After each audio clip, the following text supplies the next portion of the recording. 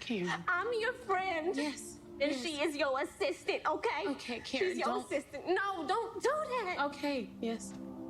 Who was here first? You've always been here first. So then stand by me. Karen, don't do that. I always stand by you. I'm standing by you. I don't like you. But I need you. and he was also completely Okay, you can go to work. Well, folks, I know the Karen fans are going to hate this, but I did make this post in the Facebook group a couple days ago because of the fact of how Karen had her outburst during the scene at Andy's penthouse. And I played a little bit of it at the beginning of the video. I'm going to go ahead and play the entire clip pretty soon so you could check it out for yourself. But it just goes back to the fact that Karen wants to be heard as opposed to, you know, be spoken to. Like any sort of comment or even if it makes complete sense to alleviate her pain in the moment. Like if she's lashing out at somebody, it's like she wants to vent her problems. She doesn't want to hear solutions. That's it. And the post I made said this, based on this last episode, I think Karen is a toxic friend to Andy. Kind of in the same way that she was toxic to Zach during her relationship. She seems to have a, I did this for you, meaning that your loyalty belongs to me kind of person. She refuses to acknowledge or accept that Fatima's nothing more than Andy's assistant. Just because you've been friends with someone longer than another person doesn't mean they should automatically side with you. If you ask me, Andy's actually better off without Karen. Don't get me wrong, Andy isn't a saint either. However, she refuses to listen to reason. It's a shame how Karen fell off like this due to Tyler's writing. And just looking at everything in regards to the comment section, pretty much everybody's like, I agree. That's what I keep saying. She's selfish. Karen's in her feelings. Same way I'd put it, Jeremy. You get what you put in. Of course, you had one person. Let me see here. No, Andy and Karen are best friends, which puts their friendship in a whole other category. Andy cried with Karen, and the very next morning went to Fatima to get her take on what happened. And did you notice how Fatima didn't give in? Because it wasn't her business. That's how it should be, considering Andy and Karen are best friends. Andy is the one that's toxic. No, they are both toxic. Totally agree. Exactly. Karen doesn't want healthy relationships. Somebody's like, say it loud. It's one of those things where I'm just going to go ahead and play the audio. This is going to be from when Karen goes over to Andy's penthouse, and then the next morning when Andy tries to tell her about the whole, well, Zach did pay you back. Oh, shit. You went to Zach's house, didn't you? She told you. No. No one told me anything. Shit. I could tell. Look at you. What happened, Karen?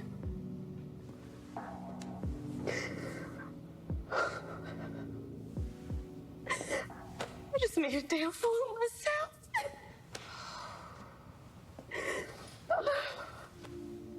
Why did I do that? What am I doing? What am I doing, Andy? No, baby girl. I'm sorry. I'm sorry. You're not sorry. I'm sorry. No, you're not, Andy. I did everything for him. How many times did I bail him out? I put money on his books to help his family. How many times did I stand by his stupid ass ideas, Andy? How many times did I forgive him? I know. He won't even return my calls. And he goes and builds a house for some random bitch. What? Karen, just come here. Stop.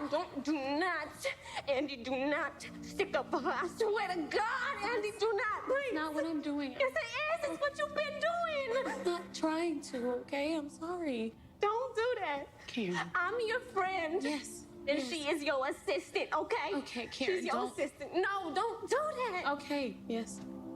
Who was here first? You've always been here first. So then stand by me. Karen, don't do that. I always stand by you. I'm standing by you. I don't know why I came here. Karen, no, wait. You came because you know I love you. Oh, well, yeah, you love me. You have a funny way of showing it. You know I love you. Karen, come here. Don't touch me. Karen, he's moved on.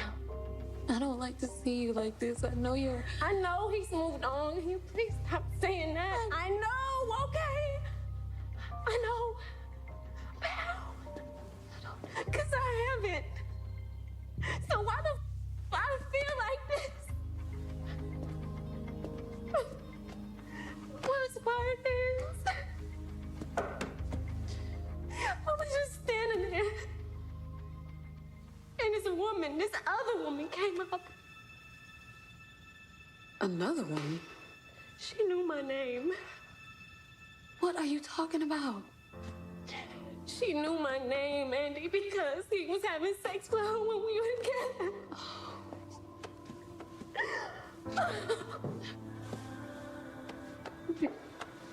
I'm sorry. She has his child. She has his child. What? A 3-year-old son, Andy. She has his child. Oh, shit. Okay. It's gonna be fine. We're gonna get through this, okay? You gotta stay strong, okay? You're gonna have to stay strong for you and that baby.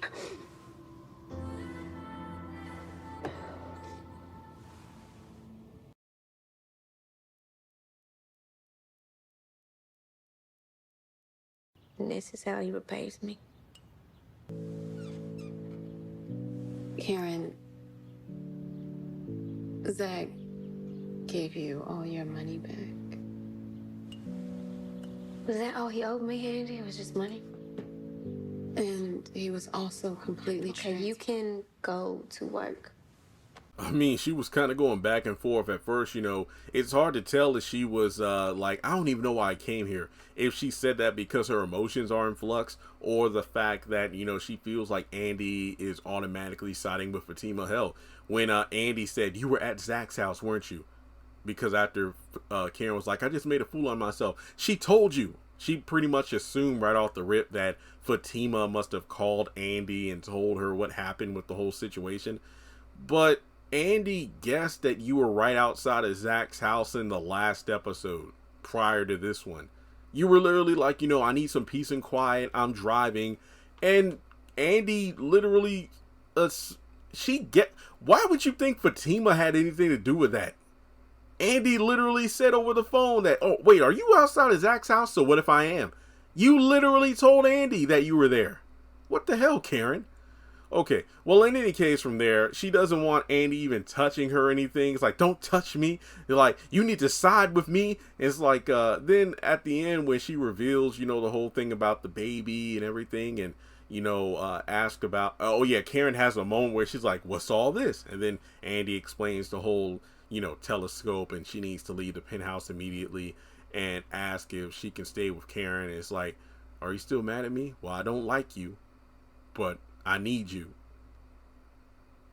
Okay, look, I get it. Male friends and female friends have different ways of expressing themselves. The common thing is, men are usually quicker to squash beefs than women. And when it comes to just as a guy looking at these two women, if somebody's like, I don't like you, but I need you, well, fuck it, I'll just get a hotel. Shit.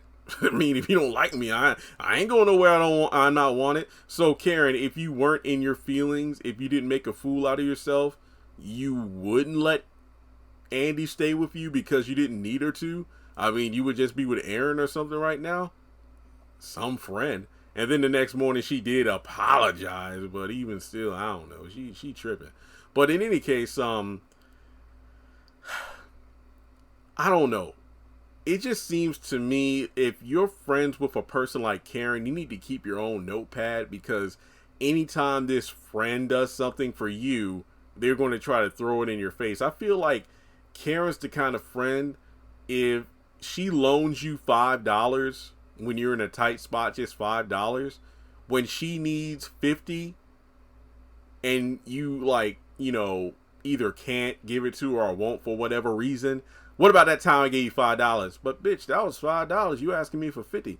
And then even further when, you know, she tries to compare Andy's situation with getting what she's owed from Gary to what Zach owes her. It's just, no.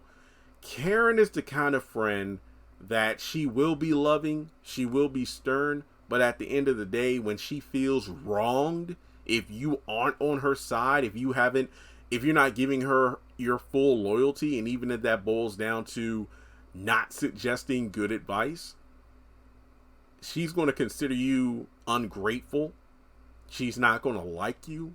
She's going to, just talk, down to you, be condescending. That's the kind of person she is, and it's sad. Yes, she has a domineering, strong personality, which isn't a bad thing, but she just needs to watch the way she treats people. I mean, hell, look at how she treats Pam. And I mean, even at times when Pam doesn't deserve it. Yes, Pam is nosy as hell, and sometimes she deserves to be, like, fired or told off. But other times, like Pam said, hey, this bitch can't do perms, but I'll fill you in anyway. I'll put in a spot for you to get an appointment anyway. So what do you think? Do you think that Karen's the kind of friend you would like to have? I don't know. I mean, it just seems like one of those situations where Karen really only wants you as a friend so long as she needs you, unless you're on good terms. But it just seems to me like Andy is the most susceptible to her whims and what she wants and what she wants to hear, that she'll keep her around more than anyone else. Ever notice that? So let me know what you think. Do you think that she's a toxic friend? Because like I said, the conversation or the way she talked to Andy at the penthouse really mirrored how she talks to Zach on every occasion, even just now in front of his house. It's the fact that she will talk down to a person, beat them down verbally and emotionally until they're like her puppet. It's just messed up. She's a toxic lover and a toxic friend and a toxic person. So let's talk about it more in the comments section below. As always, thanks so much for tuning in. Hit the thumbs up button to show you like the video.